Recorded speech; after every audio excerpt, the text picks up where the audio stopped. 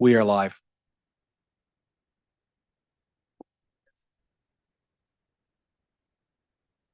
Good evening. My name is Maria Vasaki. I am the City of Brantford's Director of Communications, Community Engagement, and Customer Service.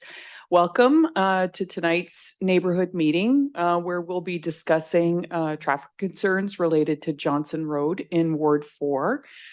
We have a few people that have joined us at council chambers, and we have 7 attendees that have joined us online. I'm just going to introduce some of my colleagues who are helping facilitate tonight's meeting. We have David Ferguson, who is the Manager of Traffic Services, and Rob Smith. Actually, I think one's director, one's a manager. Manager, supervisor. My colleagues in Traffic Services who will be doing a presentation later. And online, we've got a couple of panelists representing Brantford Police Services. We have crime analyst Hilary Miles and Inspector Ben Alexander. Thank you very much for joining us. I'm going to turn it over to the councillors, Ward 4 councillors, Councillor Carpenter and Councillor Hunt, to do an introduction, and then I'll introduce the presentations.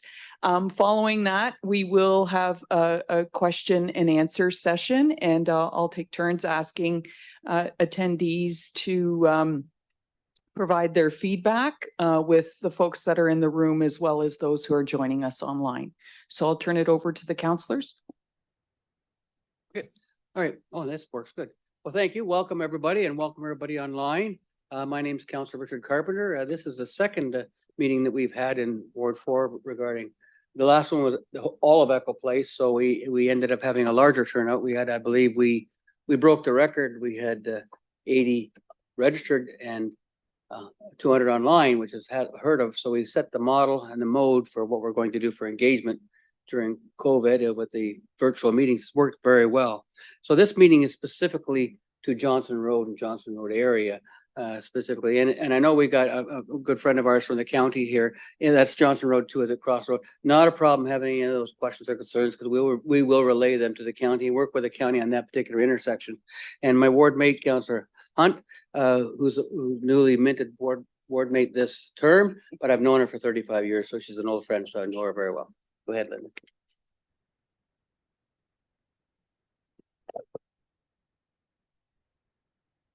Yeah, and I'll just echo Councillor Carpenter's welcome. I really like these public meetings. I really appreciate those of you who have come out and those of you who are joining us online because this is what, in my mind, we're elected to do, is to really speak on your behalf.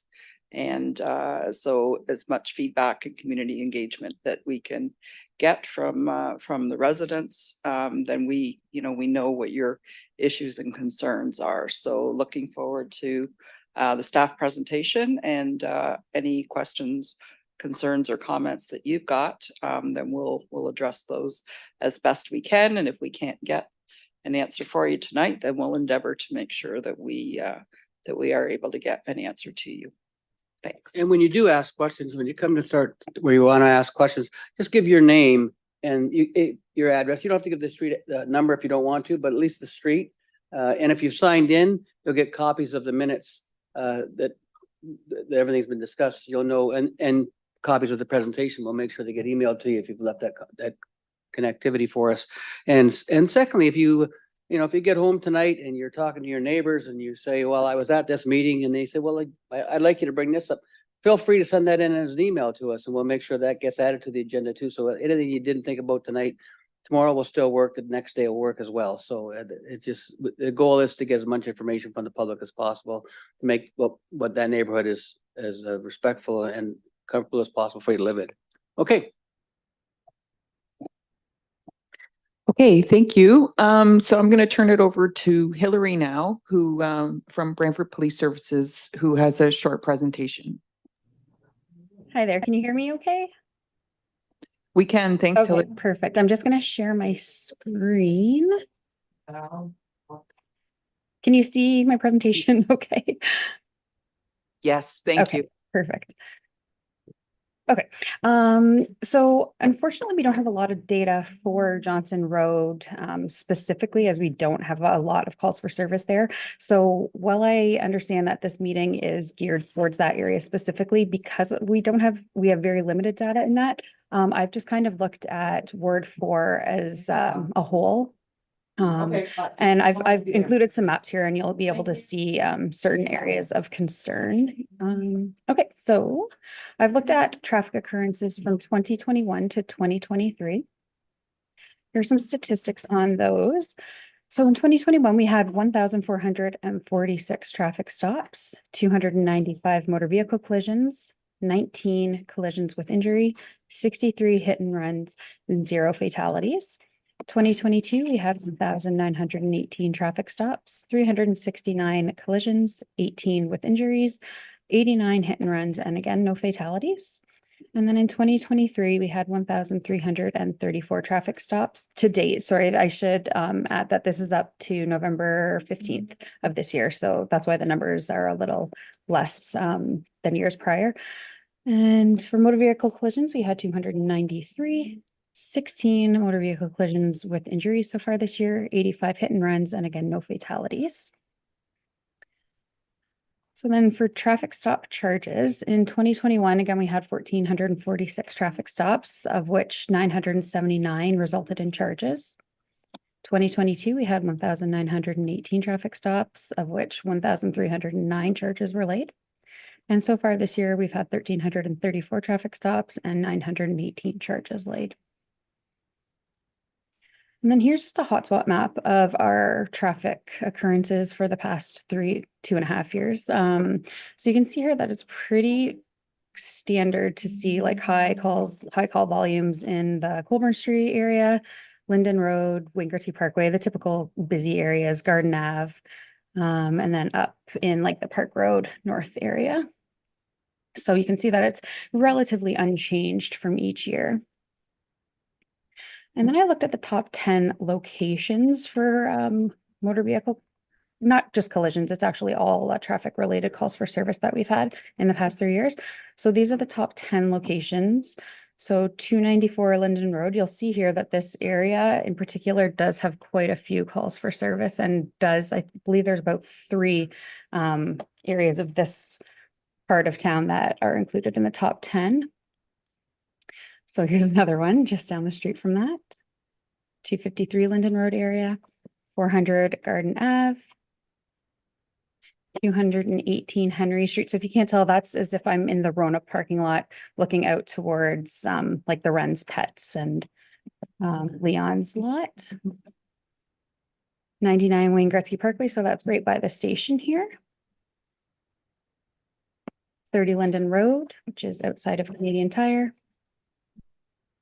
308 Linden Road, again, up in that where it turns into Garden Ave. 84 Linden Road, the mall. And then I also looked at the top 5 intersections in Ward 4. So we have Colborne Street and Clara Crescent, Wayne Gretzky Parkway and Edmondson Street, Linden Road and Garden Ave, Wayne Gretzky Parkway and Henry Street. And finally, Briar Park, which I know is quite a ways away from the Johnson Road area, but that did make our top 5 for highest call volume in relation to traffic incidents. And that is it, short and sweet. I was only asked to talk about traffic incidents tonight, and unfortunately not all the crime types that I usually talk about. So that's all I've got. And if there's any questions, we do have Constable Ben Alexander from our traffic unit here.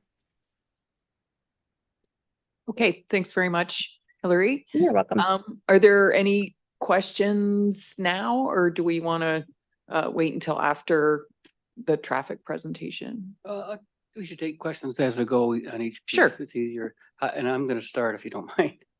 So Emily, the intersections, Hillary, sorry. That's okay. Sorry, Hillary. Those intersections that we talked about on Linden Road, they seem to be Linden Road. Some of them seem to be intersections off of commercial properties that we've attached to Linden Road. So, so would we be recommending that we be more resilient when we do access points to that location? Because they're coming around that bend into town, and they're clipping along pretty good at 70 or 80 clicks. And then cars are trying to come out into the traffic, and that seems to be where the accidents are happening. Yeah, and that's not just for accidents. I looked at traffic stops as well. So we do have, enforcement that occurs Speeding. along that area as well. So the stats that I gave did also include that. So it isn't just motor vehicle collisions. In fact, a high portion of the calls for service are in relation to traffic stops in that area specifically. But we do have a lot of commercial, accidents, motor vehicle collisions in commercial areas. Again, and I can see, especially in the area of the Linden Park Mall with Costco coming in now, I'm going to assume that we will likely have continue to see, high rates of collisions in and around the mall. Okay, that's it for me. Any questions, Linda? Yeah, Hillary, I'm wondering the intersection of, it would be Brent County Road 18 and Johnson Road. Is that an intersection that's actually policed by Brantford Police, or would that be the OPP? I believe, and Ben, correct me if I'm wrong, I believe that we have now taken that over since we've expanded into part of OPP's territory a few years ago. Yes, that's correct. We go right through County Road 18 almost into Colburn Street. Okay, thank you. Okay, thank you. I should have mentioned to those who are joining online that if you want to ask a question, to just use the raise hand icon on the bottom of your screen. Should be the last icon on the bottom menu. And there will be an opportunity later as well for comments and questions. Okay, so I'll turn it over to Rob. Sure. Hi, Hillary. It's Dave Ferguson from Traffic. Hello. Just a question on your stats. So is that the top 10 and top 5 just for the ward, or is that citywide? That's just for the ward. Okay, thank you. You're welcome. Good evening. My name's Rob Smith. I'm the supervisor of traffic safety for the city of Brantford.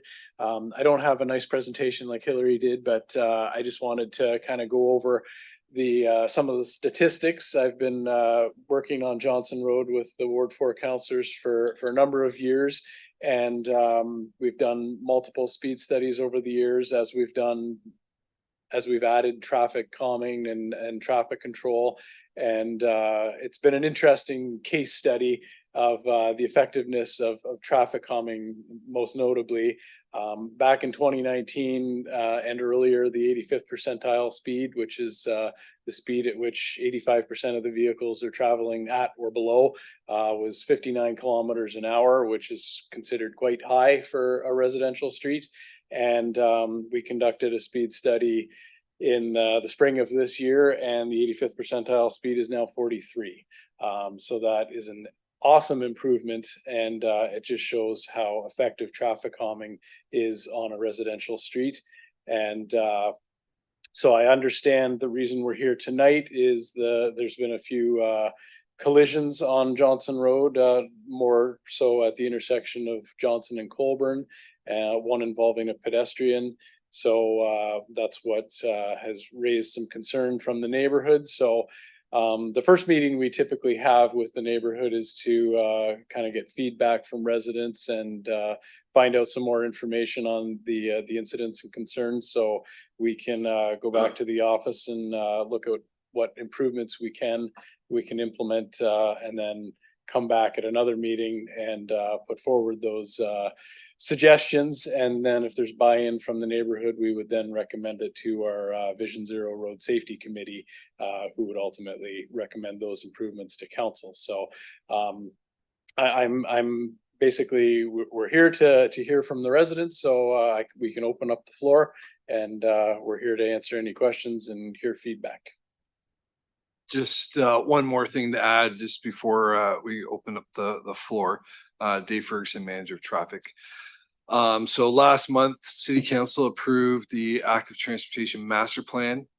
Within that Active Transportation Master Plan, we also looked at sidewalks. So we have identified that there is corridors throughout the city with missing links. We obviously want to create connectivity for all residents and all forms of transportation. So we are in the process. We will be, we have started and it'll go into early next year, reviewing all those missing links, creating a ranking listing and a costing that we'll be able to bring forward to council in the, I'd say Q2, Q3 of 2024, so that we're able to then start building budgets going out to start implementing these missing links. So, because I know sidewalks was an issue here, so I just wanted to add that. Okay, thanks, Dave. Did anybody inside council chambers want to make any comments or ask any questions? Okay, if you don't mind, do you mind coming up to the delegates table? That way the folks online can hear what you're asking. So this table right there, yeah. And then just press the button, you'll see a red light come on.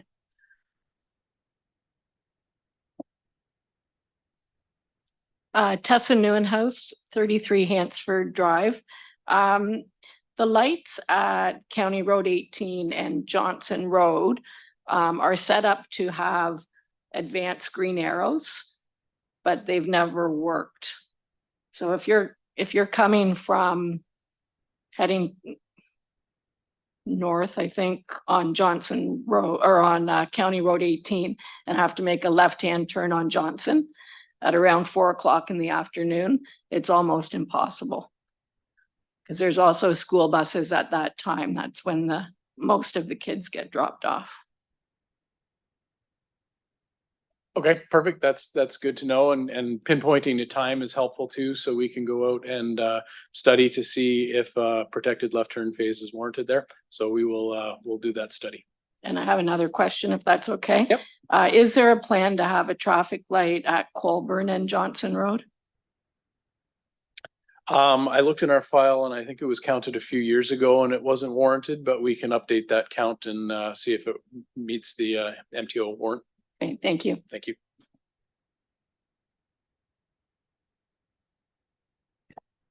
Okay, so we do have a question from one of the virtual attendees that was put in the chat. Is it possible to put a fence beside the park?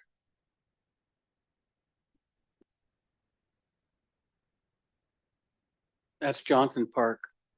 Yep, that would be our Parks and Recreation Department, so we can forward that concern onto them and see if they're open to that idea. Yeah, and it would still have a gate to the sidewalk access point to what will be what is the raised crosswalk to get across to the other side, which will be the future Pace Park, was where the ice rink will be. So that we need that connectivity. And Johnson Park can't get the ice rink because it's got such a slope on it. Hence the need for the fence. You kick a ball there, it's going right out on Johnson Road. The fence would prevent that and prevent kids from running out of Johnson Road. So yeah, that's a good point for the fencing. Any other questions or comments from the virtual attendees? Okay.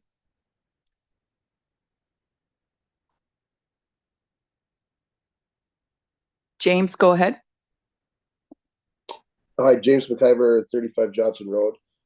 So I understand, there's a long-term plan. We're planning pre-engine being done. What about short-term solutions for sidewalks on the south side, south end of Johnson?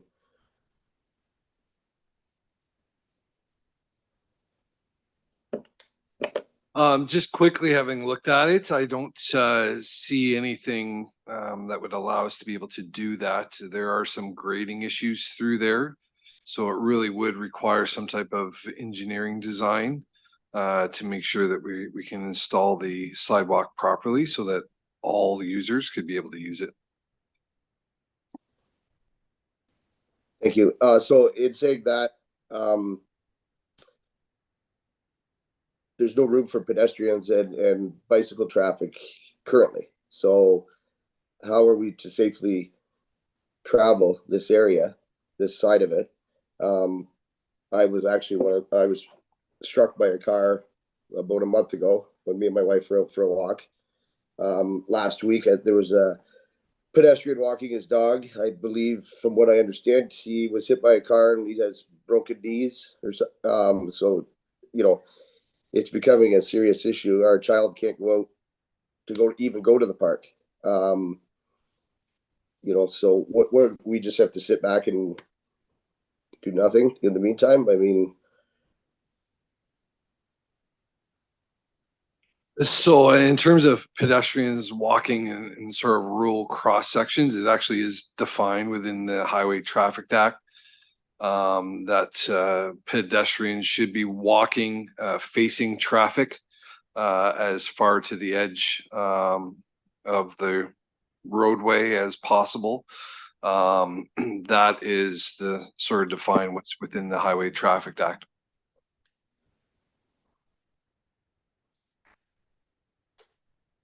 thank you.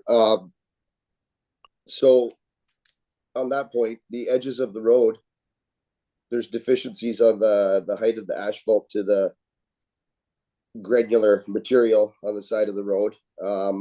I do understand that you do travel toward traffic. I was when I was struck, and that's why I was able to somewhat get out of the way and just have a slight strike. Now, you said that in a rural application, so you're saying that Johnson Road is considered rural?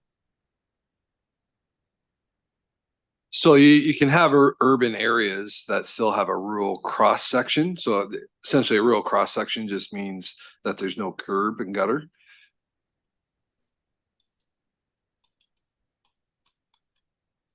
Okay, now, yeah, no, I understand no urbanization, which is what our concern is at this end. And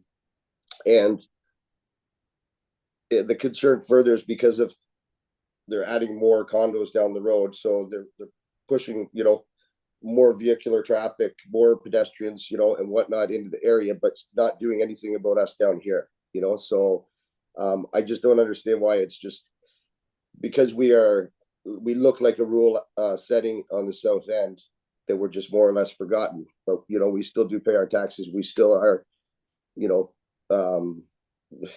we still need safety, right?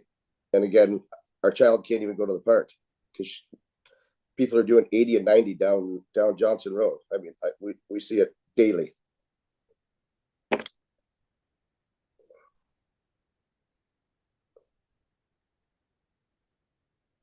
That'd be for Hillary's consumption with the speeding. What I think James is asking for is that this is an urban road and they'd like the neighborhood urbanized, completed. We have sidewalks for all the houses that front onto Johnson Road and then it ends. And then we have a ditch on the west side of Johnson Road along the back of the condos, which is a deep ditch for the water flow, and it needs to be urbanized and sidewalks on both. They'd like to see sidewalks on both sides with the boulevards so that tree plantings can be part of the urban neighborhood. And the longer we wait, the longer it takes for those trees to grow. The neighborhood has been completed at least 10 years ago now, and we still haven't urbanized the area to the standard of our normal subdivisions. That we would make a subdivider or developer urbanize all that, but we as a city haven't done our part to meet that goal. Would that be fair, James? Yes, I agree. Yes, and in saying that, thank you, Richard. Public transit. The nearest transit stop is 1 kilometer away from Johnson Road at Colburn and Garden Ave extension. You know, is there any plan for even that coming down? Because a lot of the pedestrian traffic is moving out of this area to go use public transit. Yeah, we're doing a complete transit review currently now, and we're going to change the transit system. And this for the first time since I've been on council, this has almost unanimous support from council that I'm aware of, my council colleagues, to enhance transit. And now we're seeing transit buses full. Haven't seen that for years. So the transit needs are there. So your point about bringing transit all the way out there, we've had those concerns and those questions from people in the neighborhood for some time. At the same time, if we're going to be doing those grades, need a lot of engineering work to make the grades work for curbs and sidewalks. Same time, we might want to think about putting the proper crossing on the railway line there. same as we got on Garden Ave would be handy as well, but then it would complete the process. The residents in that area, just for everybody else's edification, the ruling is for trains to blow the whistle is, I may get this wrong, but I think it's 90 feet from a crossing. But there happens to be, or sorry, it's 100 feet from a crossing, but there happen to be 4 crossings actually, 2 in the county and 2 in the city, all that meet that requirement. So they hear that horn go for quite a long time. And my son worked for CN, and he says, if you've ever been an engineer and you've hit somebody, you make sure you blow that horn. And so, you know, it's not the engineers being selfish. They're blowing the horn because it's law, and they don't want to hit anybody. So having the crossing arms there would certainly give them some peace of mind. We know we have them on Colburn Street. We just don't have them in that piece. I just wanted to bring forward, this is basically an observation of mine, but they're Garden Ave, and where it turns into Brant County Road 18, it goes from 60 to 80 and then down to 60. And I know myself, I travel that particular stretch quite often, and it's the 60 to, or sorry, the 60 to 80, which is when you get just past Henry Street. And then you're supposed to stop or slow down again to 60 just prior to the lights at Johnson Road. And one of, I think the things that I've thought of is maybe that entire stretch right to Colburn Street should be 60, because I know myself, I've seen people running the yellow light at Johnson Road quite often because they're clipping along, like they haven't reduced their speed from 80, which is probably more than 80, to 60, because it's such a short transition. Yeah. So it would Well, she's talking out here, County Road 18. oh, sorry, James. No, I'm sorry. I didn't mean it. I was talking within my group here. Sorry. I apologize for that. Okay, all right. So anyway, so that was one of the certainly one of the things I identified that may, and I certainly know exactly what you mean when you're coming north on Brant County Road 18 and trying to turn left.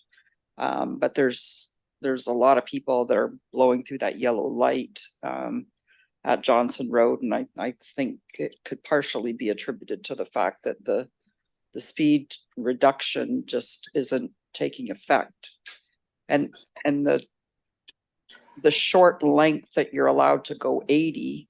If you were clipping along at 60 and then you went up to 80, and it's hardly worth going up to 80, because then you're supposed to drop to 60 again. To me, it just makes sense if we made that entire stretch 60, because I don't think we would have, and I know Hillary wasn't able to necessarily give us, but I myself have seen quite a few near misses at that intersection. Sorry to interrupt, it's Hillary. I'm just looking at those specific stats here. So last year, for example, in the area you're talking about, we had 4 collisions and 17 traffic stops. So we are out there doing enforcement for sure. So, but Ben and I can make note that maybe we can increase enforcement when we have enough personnel to do so. So then I guess that question is maybe to you, Dave. How do we make that entire section 60 and remove the section that goes from the small section, which really is a very small section, that goes to 80? Like, can we just make that entire stretch of Garden Ave, Brant County Road 18, 60 kilometers an hour? Yeah, that's obviously something we can look at.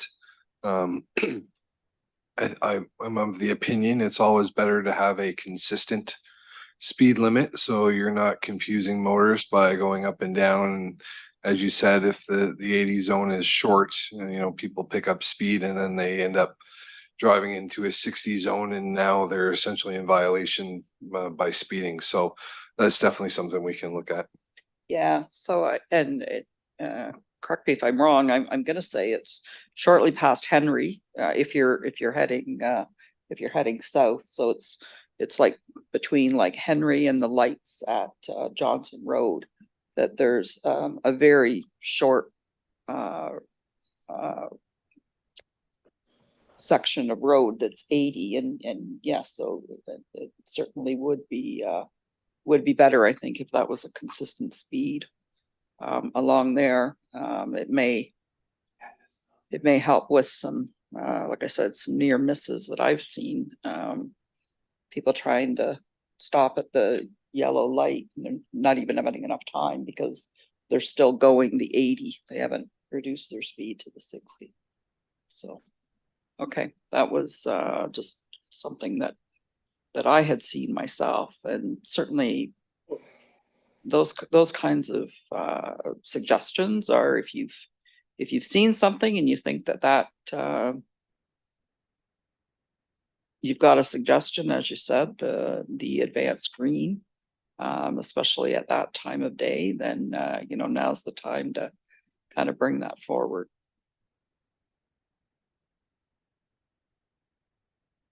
Okay, thanks, James. We got a number of questions from online participants, so I'm just gonna do a little rapid fire here. You guys ready? Okay. From Danielle, with the increased amount of traffic going over the railroad tracks, has there been any thought given to adding arms on the track? Again, there's a warrant for the number of trains and the number of vehicles, so we're gonna update the traffic count at the intersection of Colburn and Johnson anyway, so we'll get the new traffic volume and then we can determine the warrant for if gates are warranted at the railway crossing as well. Even if they're not warranted, we can still request them, can we not? Doesn't mean they'll do them, but. Yeah, I mean, it's something you can request. It's obviously you're dealing with more higher levels of government. As It's a well government as amongst itself. the yes. railway, so it is a bit of a process.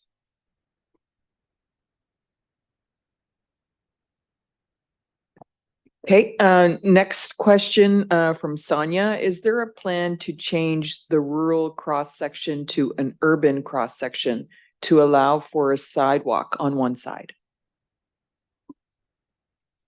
Yeah, that's the eventual plan, is that it will be urbanized with sidewalks.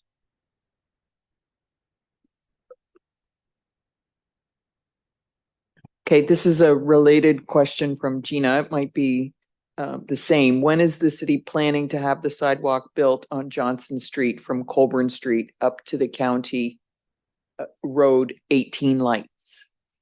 Yeah, at this time, there's no timeline or dates. As I mentioned previously, we are in the process of doing the review of the missing links across the city. And through that, we'll create a ranking and costing analysis and try to develop a plan for implementation. David, is that something, my apologies, thought it was turned off. Many years ago, we did Park Road North. That's why it's got sidewalks on one side. The province had a program where it was 50-cent dollars for putting in sidewalk pedestrian infrastructure. So if that comes up, we could move some of these things forward. Yeah, it's definitely something you can look at for sure. Okay, thank you. So just for that, for the purposes of that question, so I took a note. So Dave, we're talking about doing a study throughout the early part of 2024, but this wouldn't come to wouldn't come to estimates until 2025 estimates. So so in terms of an actual time frame, at the very least, it wouldn't be in 2024. It would potentially be in 2025 based on prioritization, I guess, of the project. Correct, yeah, it'd Okay. be, we'll bring it forward next year in 2024.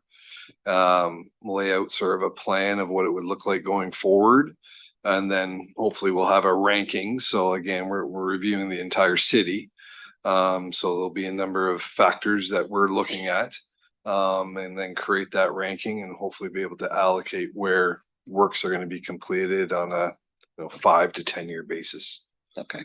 And just for, those of you here and online, then that, once that, kind of that ranking comes out, then that's something Councillor Carpenter and I can kind of, keep on top of in terms of projects that are, earmarked, for Ward 4. But yeah, without the ranking, it, for lack of a better word, hasn't hit the radar yet. Because there's no dollars attached to it. And that has to happen before the project can even move forward. It has to be budgeted for, so. And David, most of the sidewalk work is contracted out, if not all of it is contracted.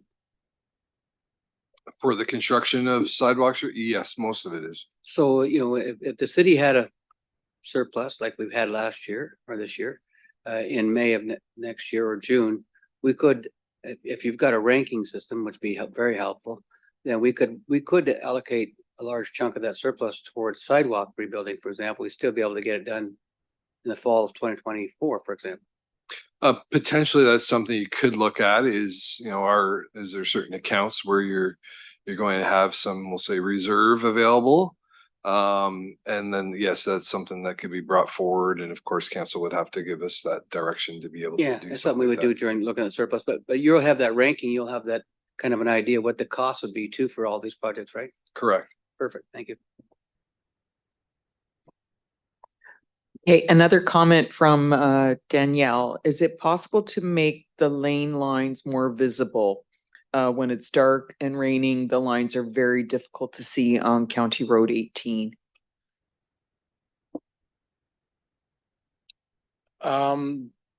The pavement markings are repainted every year. And I drive the road every day, and I know the rain and night is a difficult time to see pavement markings on any road, but we can review what's out there and make sure it's up to the proper standard with the paint quality and beads in the paint, and then prioritize that for repainting early next year again. Rob, could that be looked at as having lights as well? Like I don't believe that County Road 18's that well lit, because it was, that rural county property. So could we have a review of the lighting? Yeah, we can do a review of the street lighting along there. Also with the paved markings, a number of years ago, probably going back 10 years now, the ministry changed the regulations in terms of the type of paint you can use. And ever since that change took place, it's been a growing issue amongst municipalities. A lot of municipalities have had to increase their painting contracts and do double applications. I know we're looking at alternative types of materials such as durables, which is a plastic, which is obviously more durable and has more consistency and has a better visual effect for the motorists. But I know even with some of those at nighttime and when it's raining and bad weather, even those ones are difficult to see. The issue is when the rain falls and the water is on top of the glass beads, there's obviously no reflectivity. That's the issue. The headlights gets dispersed into the water and the glass bead isn't able to reflect the light back to the motorist. So that's the issue that we deal with. That probably leads to my next question then is what warrants reflective materials to be used for pavement marking? So all pavement markings are reflective. They all have glass beads. The durable has a built-in glass component for that reflectivity. I know the ministry has been testing out some new applications for what weather conditions, but it is very expensive currently, so.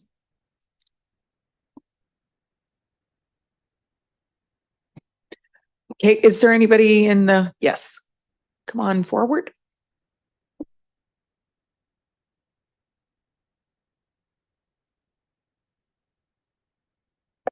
Good, okay. I'm Jamie from Davidson Court. I'm not going to ask any questions about sidewalks, although my family would echo that we would appreciate sidewalks from the top to the bottom of Johnson Road. I guess I have two questions. We are concerned about the new housing development that's going to be put on Johnson Road with respect to the increase in traffic. And so will the traffic volume survey you were speaking about include what's predicted from the development? No, I would be looking at the actual traffic volumes, but every new development in the city requires what's called a traffic impact study that predicts the amount of traffic generated from a site. So we can include that in the traffic volumes that we obtain to get a combined total. Okay, thank you. And I don't know if this is going to come out as a question or not, but maybe for the folks from the police that are online, just anecdotally, my house kind of backs on to Johnson Road, and in the summer especially, we can hear a lot of what I would assume to be racing cars up and down the street. It happens so fast. There's never a good way to call the police about our concerns, but there's definitely a lot of what I perceive to be racing up and down that street. And an odd number of cars that park on the side of the road up near the park. And I mean, I've driven by and seen people throwing garbage out of their cars or just like having a nap, which doesn't seem particularly normal in a community setting. So I don't know if there's something that can be done about that, or if or what the suggestion would be to combat some of that racing that I see. Yeah, sorry, it's Hillary from Brantford Police. My suggestion would be if we don't know what's happening, we don't know what's happening, right? So if you guys have a concern, call us, let us know. So now that you've brought this to our attention, we can absolutely make note of it and again, increase enforcement. And as for the suspicious vehicles, again, call it in as a suspicious vehicle and we can send an officer by to check it out. I'm imagining that would be a non-emergency call. You are correct. Yes, so just call our general line and speak to a dispatcher and they'll have somebody sent out. Okay, thank you. That's You're it. welcome. Hillary, on the racing cars, 4 or 5 police chiefs ago, that's how I'm dating myself. I had a police chief who liked this policy. For example, we had a Honda Civic that was going up and down Garden Ave before the race crosswalk. Thank you. And would launch his car basically on the railroad tracks. The area residents got his license number, and it was very helpful. So what a letter went to that resident's house, simply saying, and I'm just paraphrasing, it said something like, this car was noted racing down this street on this particular day. If it wasn't you, disregard this notice. If it was you, stop it. And that worked like a charm.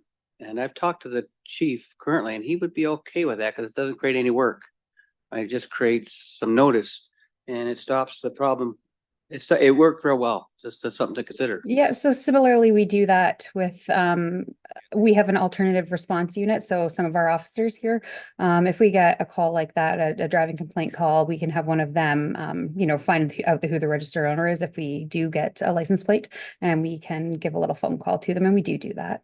The nice thing about the letter is if it was dad's car that the son was driving, and the dad gets the notice, and then he has a little word with his son or daughter, whoever it is. So it worked real well. Thank you for that. Okay, we've got a question from Francis, participating virtually. Has Public Works Department considered a shared use path instead of a full set of sidewalks on both sides of Johnson Road, which may be a less expensive option and something that could possibly be done sooner? Yeah, so as part of this review that we were talking about, that is something that will be considered as part of that is can we implement a multi-use path rather than a sidewalk? Obviously, that gives us the benefit that we can allow cyclists on the multi-use path, whereas technically you shouldn't have bicycles on sidewalks. So that is something we look at. Unfortunately, that does not speed up the process. Okay, thanks, Dave. Another comment from an attendee. The strip on County Road 18 between Garden Ave and Johnson Road has a speed limit of 80 kilometers per hour, and there have been numerous collisions due to the speed limit going from 80 to 60, including one that involved a school bus. There have also been issues of people running red lights on that intersection. Yeah, I think we've already talked about it. That's something that we will be looking into.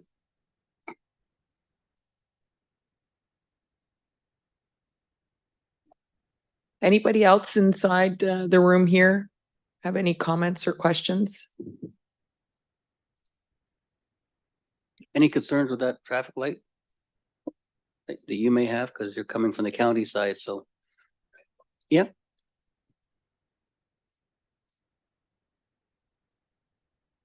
Mike's already on here. My name's John Basil and I live up in the county end of Johnson Road up in 400. I drive the section of road multiple times a day myself too. I found myself at that intersection sometimes. I don't know if it's automated in the sense whether it's sensors or if it's time, but I've found in many occasions too that I find myself backing up the vehicles just to make sure whether it's hitting a sensor or getting the thing to trigger, because I found myself going through multiple light cycles and not be able to make a turn out of it. That's one point that I just kind of want to bring to your attention to at that. Sorry, so are you saying that you're at the signal, you have a red and it doesn't seem to be sensing you, so you're kind of sitting there for a long period of time? Yeah, it sort of had, if I was sitting on Johnson Road facing north, cross kind of Road 18, if I was to make either go straight through or take a left, on 2 occasions, sometimes it's timed out. And like it's, you see the flasher light in the cross lane. And it resets. It'll reset sometimes, and I find myself backing up and coming up and then waiting for it again to have that happen. And that's happened just a couple times, so just something to take note. A comment about coming up through the other end at the turn intersection on Colbert Street is I found this actually on the way here this evening. I took the same route, that if the way the road intersects with Colbert, it's on an angle.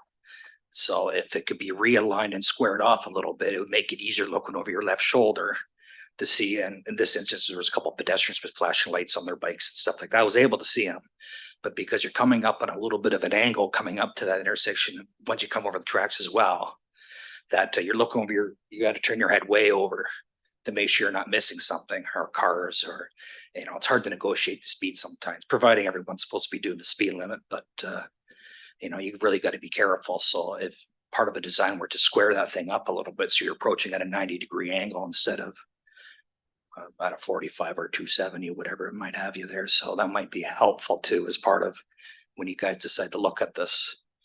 So that's all I have from my county end. And I think that changing the speed limit to make it consistent instead of the 60, 80, 60, some of our friends in the county have decided to kind of normalize that, kind of like you did on Wayne Gretzky Parkway. You just made it one speed limit, so it's a little less confusing. So that might be helpful too. Not sure who you discussed that one with, but you might find that might be helpful too. So that's all I have. Okay, thank you.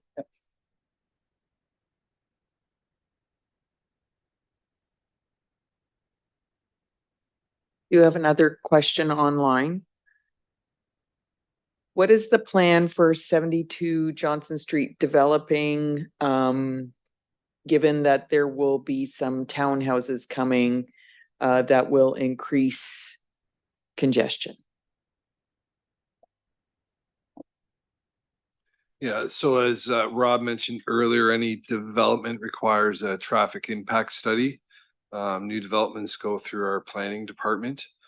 So they'll be reviewing that and evaluating what the impacts would need be as it relates to traffic. And then through that, we're able to request or ask for additional features such as maybe you need traffic signals at an intersection. I know they'll be obviously asking for funding for sidewalks for the length of their development, things like that. So that'll all be taken into account as part of the study. Okay, thanks, Dave. Gonna do a last call for inside the room. Anybody else have any questions or comments?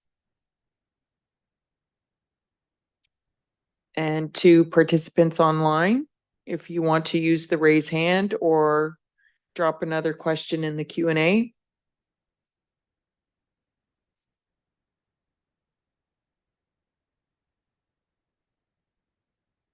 Okay, we got James again.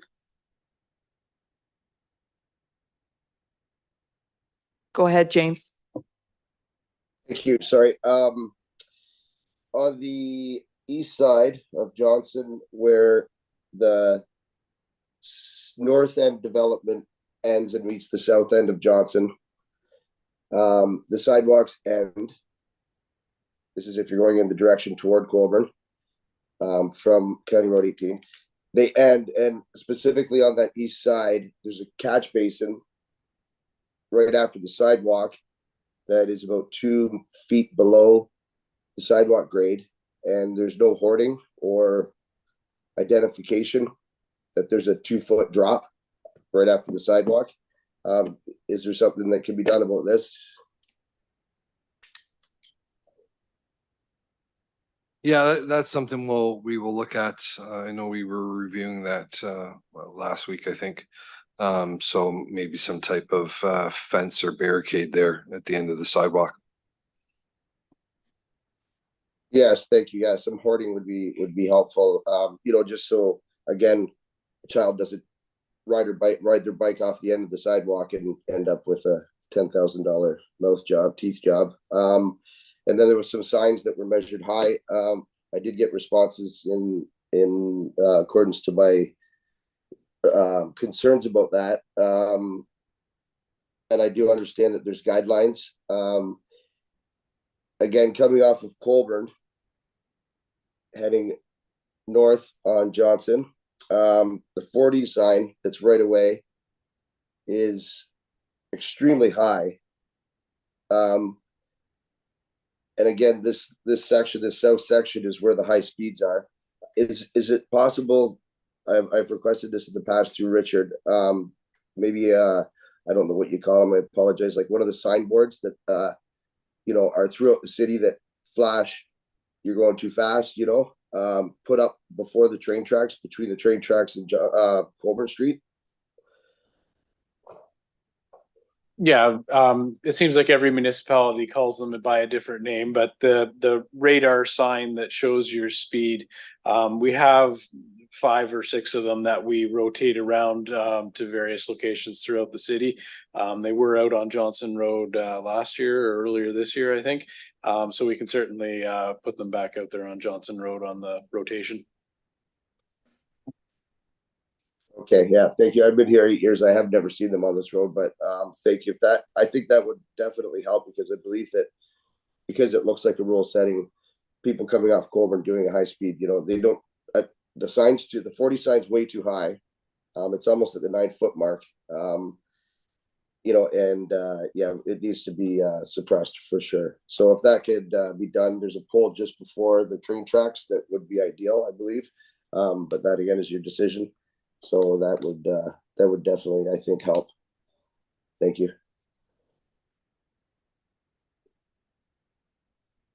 Okay, thanks, James. Anyone else?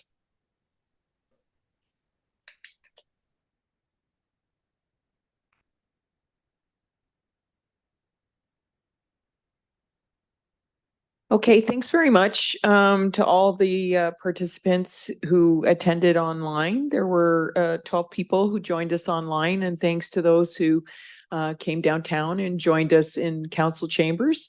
I know there's lots of other things you could be doing tonight, and we really do appreciate you making the effort and taking the time to come and provide us with some feedback to help inform the recommendations that the transportation services staff will make to council to address some of the concerns that we've heard this evening. I'll turn it over to the councillors. I'll let Linda close, and I'll just say to the listening audience, Coburn Street is designated as an intensification corridor, which means Coburn Street is gonna have, if I have my way, we're going to see a lot of hotels gone and a lot of apartment buildings taking their place. And apartment buildings are now can be 8, 10, 12, 15 stories. So those that back anywhere near Coburn Street may see some privacy disappearing, but we will see an intensification corridor down Coburn Street, which will, and will come with it will be some redesigning of Coburn Street. It doesn't need to be the highway design as wide as it is now. It's not the main highway anymore. 403 is, so that will change when that neighborhood gets more urbanized, and it's going to be intensified with a lot of population. And we're going to get transit out all the way out to Johnson Road because of the increase in transit users, especially out that way. And to those people living out Johnson Road area, the subdivision, we have increased the snow clearing budget to increase the speed of snow clearing from last year to this year coming, just to give you a heads up. It was just, it wasn't, staff had a limited budget. We just increased that budget to make sure that we get a better quality snow clearing with a bigger budget. So just that should, so keep Linda and I informed on how you felt, how those changes were. And the residents up that area said there's no commercial up this way, you know, other than that car lot. But some of these, we're trying to encourage with these intensification apartments that the ground floor be commercial so that we can get some restaurants, some convenience stores and the like that are close to the neighborhood as well. So we're working on that. Thank you. Yeah, so I'll just close up by thanking everyone that joined us online and those of you that are here. Community engagement is definitely something that I feel is very important because we only know so much and we don't know what we don't know, and that's why we invite you to come out and tell us and address your concerns. And Richard's left cards there. We have two-sided cards, so please feel free to reach out to either one of us with any concerns that you do have. James, I'm not sure if you're online, but I did follow up with actually through Maria with Brantford Police regarding the incident with the pedestrian that was hit. The police could only confirm that they did respond to a call and that that person was transferred into the care of paramedics. So that's kind of as much as we're able to find out, probably for health and privacy reasons. But we do address those kind of things and take them seriously. So please feel free to reach out with any concerns along those lines. For those of you who were at the public meeting regarding the 72 Johnson Road development, you will be kind of kept up to date with anything that's going on with that development, because by virtue of the fact that you either came here or were online, you're part of the mailing list for that. So all of those concerns that were heard around that development form part of the public record, such as the ones that we've heard today form part of the public record in terms of traffic being able to do their studies and warrant changes that we've requested. So thank you for coming and participating. And as I said, we're only a phone call or an email away. And we are working on a gazebo for Johnson Park. There's no shade there, and a lot, today's world, it's the grandfathers and grandmothers taking the kids to the park. And if we got a gazebo there where 4 or 5 of them can sit down, maybe play a game of cards or just chat, that's good for the neighborhood. So we're working on doing that. Maybe it might even be a donation from a developer for that, to make sure that that happens, but I don't want to leave this meeting without thanking Maria and David and Rob for showing up today and organizing the meeting. I've known David's relatively new, what, 4 years, David? 2.5, probably feels like 4. Rob's been around for almost ever. And I've been a thorn in his side many, many times.